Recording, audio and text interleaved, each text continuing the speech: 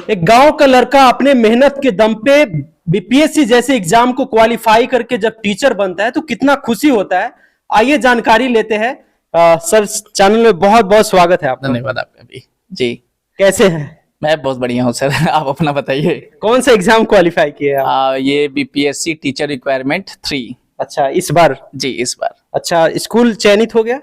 अभी स्कूल चयनित का वहाँ पे नाम नहीं शो कर रहा है सर, लेकिन रिजल्ट शो हो चुका है, मेरिट लिस्ट बन चुकी है। अच्छा, कैसा लग रहा है? सुनिए कि आप कई सालों से मतलब प्राइवेट टीचिंग मतलब कोचिंग चला रहे हैं और बहुत स्ट्रगल कर रहे हैं। आप बिहार टॉपर यानी 12th science topper last year भी दिए थे, जिसका नाम इसी साल सिमरन कुमारी जो लड़की, हाँ सिमरन गुप्ता, जो साइंस थर्ड टॉपर थे, सेकेंड टॉपर थे। तो आप ही ने पढ़ाया था उनको? जी बिल्कुल, मैंने ही पढ़ाया था।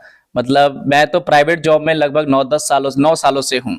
और कई माने हम कहते हैं ना कि एक प्राइवेट टीचर का जो हम लोग के कोचिंग लेवल का है, सबका सपना होता है कि बच्चे को लास्ट मुकाम तक पहुंचा देना। जिस तरह से क्रिकेट में अंतिम पड़ाव होता है वर्ल्ड कप जीत लेना, उसी तरह से टीचर का एक सपना होता है कि बिहार टॉपर दे देना। तो इस सपने को मुझे पूरा करने में 9 साल लग गए। जिसको पूरा किया सिमरन गुप्ता दरियापुर से। तो सिमरन गुप्ता का इंटरव्यू आपने भी लिया था जब ये भी जस्ट। तो आप अगर सिमरन गुप्ता से पूछेंगे कि तुम्हें साइंस किसने पढ़ाया 10th में, तो उमेश सर। मैथ किसने पढ़ाया? उमेश सर। इंटर में पूछेगा कि फिजिक्स किसने पढ़ाया? उमेश सर। मतलब हर सब्जेक्ट में सबका आंसर उमेश सर ही आएगा। अच्छा जी। तो यही है कि एक बच्चे को सारे एक टीचर हैंडल करते हुए उसकी क्षमताओं को समझते हुए उस पे काम किया गया। और उस बच्ची ने ग्रामीण क्षेत्र में रहकर, बाहर की कोई नहीं, गांव देहात में रहकर भी उसने पूरा बिहार टॉप किया। ये हमारे लिए, पूरे दरियापुर के लिए पूरे गौरव की बात है। तो सर, आप बिहार टॉपर देने का काम किया, उससे आप सेटिस्फाइड नहीं हुए? अब आप खुद एक सरकारी टीचर बन गए हैं। मैं तो सर शुरू से ही चाहता था कि मैं हमेशा कुछ ना कुछ ऐसा करूं कि जिससे मेरा मान सम्मान बढ़ता रहे, परिवार वालों का बढ़े, अपने क्षेत्र का बढ़े। तो मैंने इसमें कोई कमी नहीं की। मैं दिन के 24 घंटों में से मैं कहूँ तो रेगुलर कम से कम 16 घंटे काम करता था। और 16 घंटा काम करने के बाद भी मैं 2-4 घंटे बच्चों के टेस्ट पेपर बनाने में, बच्चों का कॉपी चेक करने में, बच्चों के टेस्ट चेक करने में गुजारता था। यहाँ तक कि मेरी रात के 11 बजे तक मेरी ऑनलाइन क्लासेस भी होती थी। तो इसी सब की बदौलत है कि मैं तो अपने काम से संतुष्ट था। और जब मौका मिलता था तब मैं लोगों को बताता था, फेसबुक के माध्यम से, चाहे मेरे दोस्त सब साथी लोग बताते थे कि सर ने ऐसा किया, सर ने ऐसा किया। तो मैं अपने काम से संतुष्ट था। बाकी लेकिन शुरू में हर तरह से आलोचनाएं मिलती गई, कई तरह से आलोचनाएं कि अभी तो भाई इतनी कम उम्र का ये क्या पढ़ाएगा। फिर बैचलर थे, सबसे बड़ा दिक्कत होता है कोचिंग चलाने वाले बैचलर को कि बिना शादीशुदा ले लो। तो उसके लिए भी मैंने काफी क्रिटिसाइज हुआ, लोगों ने आलोचनाएं की कि सही नहीं चलेगा। लेकिन उस काम में मैं लगा रहा, दिन रात मेहनत की। एक समय भी था, मैं बताना चाहूंगा कि एक समय भी था कि जब मुझे चिलचिलाती धूप में एक सेकेंड हैंड साइकिल 800 रुपए की खरीदी थी मैंने। उस समय इतनी बुरी स्थिति थी, आज तो अच्छा खासा हूं मैं। तो 800 रुपए की साइकिल खरीद के मैं ब्लॉक पर चिलचिलाती धूप में जाता था मात्र 2 बच्चों को पढ़ाने। तो वहां से उठकर मैं आया हूं और मैंने कभी बीच में हताश होकर किसी काम को छोड़ा नहीं। मैं चीजें चेंज करते गया, बदलते गया। और उसी की बदौलत है, दादी का आशीर्वाद है, बड़ों का आशीर्वाद है, लोगों का साथ है कि मैं यहाँ तक पहुंच पाया हूँ। अच्छा, आपके पिताजी क्या करते हैं? मेरे पिताजी किसान है सर। किसान है जी। तो आइए पिताजी से जानते हैं, इनके पिताजी से। यहाँ पे है, कैसा लग रहा है अभी? ठीक लग रहा है। ठीक लग रहा है। कभी सोचे थे कि आपका बेटा एक सरकारी टीचर बनेगा? नहीं सोचे थे, बाकी उम्मीद था कि हो जाएगा सरकारी नौकरी। अच्छा, उम्मीद था, ऐसा लग रहा था कि एक न एक दिन मतलब सक्सेस होंगे। हाँ, एक दिन हो जाएगा। अभी कितना अच्छा लग रहा है, कितना खुशी मिल रहा है? बहुत खुशी है, बहुत खुशी है। चलिए, दादी जी है, कैसा लग रहा है दादी जी? दादी की खूब खुशी है। दादी तो जरिए से बच्चे से कहे तू अपना पैर पर बैठी है, सरकारी हो जाए। दादी, भगवान के धर्म। मैं गांव देहात का रहने वाला लड़का था नॉर्मली, जो बच्चे जिस तरह से शरारत करते थे, गांव देहात के बच्चे जो होते थे, धूल मिट्टी में खेलना, वैसे मैं भी था। लेकिन दादी की कृपा कही है कि इन्होंने मुझे दिल्ली में ले जाके कम उम्र में ही छोड़ दिया। वहाँ चाचा चाची के पास रखा। उन चाचा चाची ने मुझे लगभग 10-12 साल तक मुझे रखा वहीं दिल्ली में ही। और उन्होंने साफ कह दिया कि तुम बेटा हमारा है। तो मैं आज भी उनको मम्मी पापा ही कहता हूँ। अच्छा। तो कहीं ना कहीं उनका भी विशेष योगदान है इस मेरी इस सक्सेस के पीछे। तो दादी ने बड़े आंचल में आंसू पोंछते हुए मुझे छोड़ के ये गई थी दिल्ली में, मैं क्योंकि सबसे ज्यादा दादी का लाडला हूँ, है ना। तो दादी के कहने का ही, दादी की ख्वाहिश थी बचपन से ही, हर बार ही, क्योंकि देखती थी दादी कि मैं कभी इधर जा रहा हूँ, कभी इस ब्रांच पे, कभी उस ब्रांच पे, रात को कभी कभी मैं घर पे भी मैं एक हफ्ते बाद आता। यहाँ रहने के बावजूद भी मुझे लोग, अगल बगल के लोग नहीं देख पाते थे कि मैं कब आया और कब गया। तो इस तरह की मेहनत को देखते हुए सब लोग कहते हैं कि सरकारी हो जाना चाहिए था, कि आराम से अस्थिर रहता, एक जगह रहता, ठीक रहता, इतनी मेहनत नहीं करनी पड़ती। तो सबका आशीर्वाद है, सबका साथ है जी। अच्छा, आप गांव में रह के गांव के बच्चों को पढ़ाते रहे, मतलब कई साल तक स्ट्रगल किए जी, फिर आप अपना भी तैयारी करते रहे जी। मतलब क्या मोटिवेशन है आपके पास जो आप और लोगों को मोटिवेट कर सकेंगे, जो प्रिपेयर कर रहे हैं, कॉम्पिटिटिव एग्जाम का तैयारी कर रहे हैं, जो लोग आपके जैसा बनना चाहते हैं, तो उनको आप कैसे मोटिवेट करेंगे?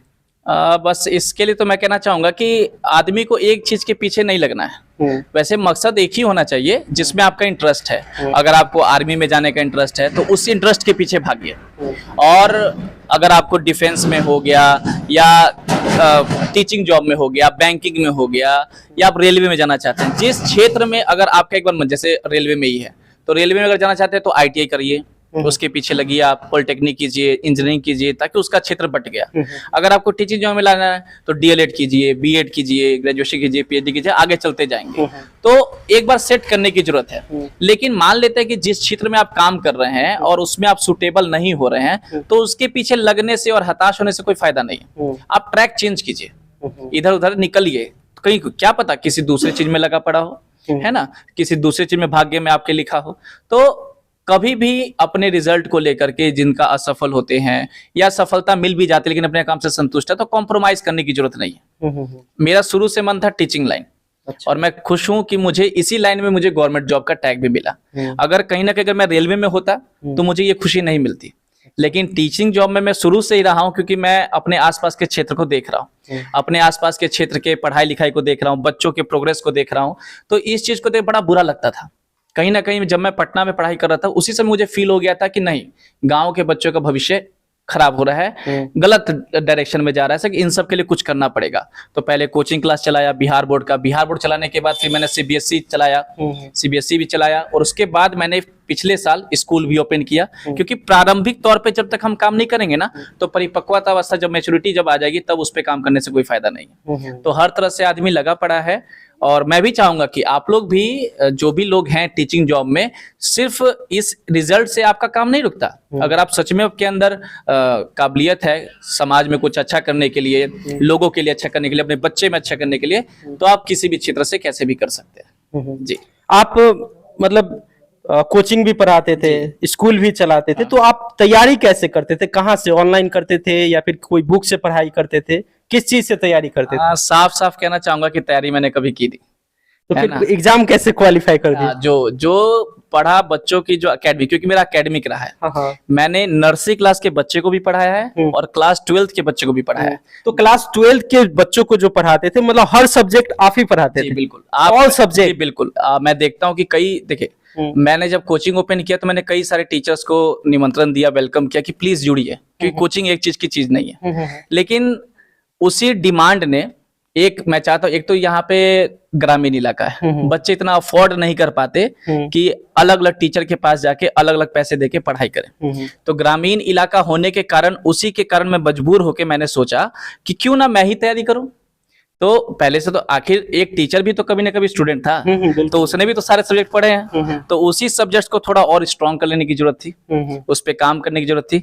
तो मैंने, आप मेरे किसी भी बच्चे से उठा के, किसी भी बच्चे का मैंने हर साल लगभग जिला टॉप भी दिया है, बिहार टॉप भी दिया, स्कूल टॉपर तो बहुत सारे हैं। तो उस किसी भी बच्चे से अगर आप पूछते हैं कि तुम साइंस किसके पास पढ़ा, तो उमेश सर, सबके नाम पे सिर्फ आपका उमेश सर का नाम ही सुनेगा। यही मेरे लिए एक अच्छे, मतलब कि मजबूती मिलती है मेरे अंदर कि बच्चे नाम लेंगे तो मेरा ही लेंगे। अच्छा जी, अच्छा।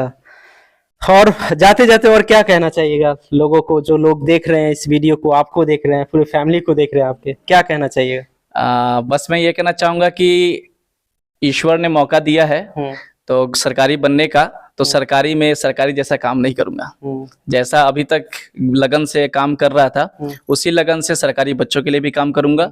उनकी काबिलियत के अनुसार उनको एडमिशन करवाऊंगा, उन पे भी काम होगा, और ताकि आने वाले भविष्य में एक एक गांव से एक टॉपर नहीं काफी सारे टॉपर निकले। और सबसे अपील भी करना चाहूंगा कि जो लोग हैं जिस क्षेत्र में जिस तरह से हैं अपने बच्चों पर, अपने समाज पर हर तरह से काम करते रहें। ये हमारे लिए, हमारे इंडिया के लिए बहुत अच्छा रहेगा। यही चीज आपको दिखाता है कि आप कितना ऑनेस्ट है, और मुझे उम्मीद है कि ये ऑनेस्टी को आप बरकरार रखेंगे। जिस तरीके से आप अपने कोचिंग में बच्चों को पढ़ाया, मेहनत किया और टॉपर बना दिया, उसी तरीके से सरकारी मतलब स्कूल में जाएंगे, पढ़ाएंगे तो वहां से भी कुछ टॉपर निकलना चाहिए, क्योंकि आप में वो क्वालिटी है, आप में वो एबिलिटी है कि बच्चों को आप सही गाइडलाइन देंगे, सही से पढ़ाएंगे तो टॉपर बन सकता है। चाहे वो सरकारी हो चाहे प्राइवेट हो, डजंट मैटर, लेकिन आप तो वहां पे रहेंगे ना, बच्चा तो वही रहेगा ना। तो फिर आप वही ईमानदार को, अगर ईमानदारी को बरकरार रखेंगे तो फिर मुझे लगता है कि वहां से भी कुछ टॉपर देखने को मिलेगा। जी बिल्कुल, मैं आपको पूरा विश्वास दिलाता हूं। अपने जो भी चैनल पे इस वीडियो को देखेंगे उस सभी लोगों को मैं विश्वास दिलाना चाहूंगा कि मैं अपनी काम को पूरी ईमानदारी, निष्ठा पूर्वक करूंगा। बाकी तो है ही, हमारे आसपास के लोग भी हैं, सतेंद्र जी हैं जो मेरे कैरेक्टर के बारे में, सबके बारे में जानते हैं। जी, क्योंकि टीचर का मेन होता है कैरेक्टर ही होता है, और सही गाइडलाइन ही होता है। बच्चों को अगर सही गाइडलाइन टीचर देना शुरू कर दिया तो फिर वो सही रास्ता पे चला जाता है। चलिए, आपसे मिलके बहुत अच्छा लगा, बात करके बहुत अच्छा लगा। और बाकी गांव के लोग हैं, थोड़ा बात करते हैं। क्या नाम हुआ सर आपका? जी, मेरा नाम सतेंद्र कुमार हुआ। अच्छा, सर को जानते हैं आप? सर जी मेरे बहुत करीबी मित्र हैं। अच्छा, दिन रात साथ में रहते हैं। कैसे हैं सर? हाँ, क्वालिटी क्या बात ना, best quality Dariyapur. Best quality of Dariyapur. हाँ। ओके, और भी कुछ लोग हैं, थोड़ा चाचा जी हैं, इधर आइए। क्या नाम हुआ? हमारा राजदेव राय। अच्छा, सर को कब से जान रहे हैं आप? हम तो बच्चे से देख रहे हैं। बच्चे से देख रहे हैं? अच्छा, हाँ। कैसे थे बचपन में? कुछ में भी बहुत अच्छा था, अभी भी अच्छा हुआ है। अभी भी बहुत अच्छा। हाँ। अच्छा, मतलब लग रहा है कि गांव में कुछ तरक्की हुआ है। हाँ, गांव में तरक्की बहुत हुआ है। हाँ, गांव का लड़का मतलब इनके जैसा बनना चाहेगा। हाँ, आपको ऐसा लग रहा है? हाँ, बढ़िया बनेगा। अच्छा, हाँ, हाँ। अच्छा, आप गांव के बच्चे हाँ, सब इनके स्कूल में पढ़ता है लोग। अच्छा, हाँ। आपका क्या नाम हुआ? अभय कुमार नाम हुआ मेरा। अभय जी। अच्छा, सर को जानते हैं? जी, कब से जान रहे हैं? 10th क्लास से। 10th से ही जान रहे हैं? जी। अच्छा, कैसे हैं सर? बहुत अच्छे हैं सर। बहुत अच्छे हैं। जी, पढ़ाई के लिए बहुत बढ़िया। अब तो सरकारी टीचर बन गए हैं, अब लगता है कि सरकारी स्कूल में जो भी बच्चे पढ़ने के लिए जाएंगे उनका भी भविष्य बदलेगा ना? जरूर बदलेगा, जैसे यहाँ बदले हुए वैसे वहाँ भी बदलेंगे ईमानदारी से। अच्छा, वहां पे भी बदलेगा। तो देखिए, सर के साथ अभी बातचीत हुई और सर ने अपना सफलता का राज बताया कि कैसे जीवन में सक्सेस पाना है, और इन्होंने बताया कि कैसे मैंने स्ट्रगल किया अपने लाइफ में। 8-9 साल का जो जर्नी था टीचिंग, प्राइवेट टीचिंग का, वो ये बताया। अगर आप सच में सक्सेसफुल होना चाहते हैं तो जो सर बताए उस रास्ते पे अगर चलेंगे, उस गाइड को फॉलो करेंगे तो फिर आप भी सक्सेस हो सकते हैं। बाकी सर के बारे में क्या कहना है कमेंट में प्यारा सा कमेंट जरूर करिएगा। मिलते हैं किसी और वीडियो में, देखने के लिए बहुत बहुत धन्यवाद। Thank you very much sir. Thank you sir.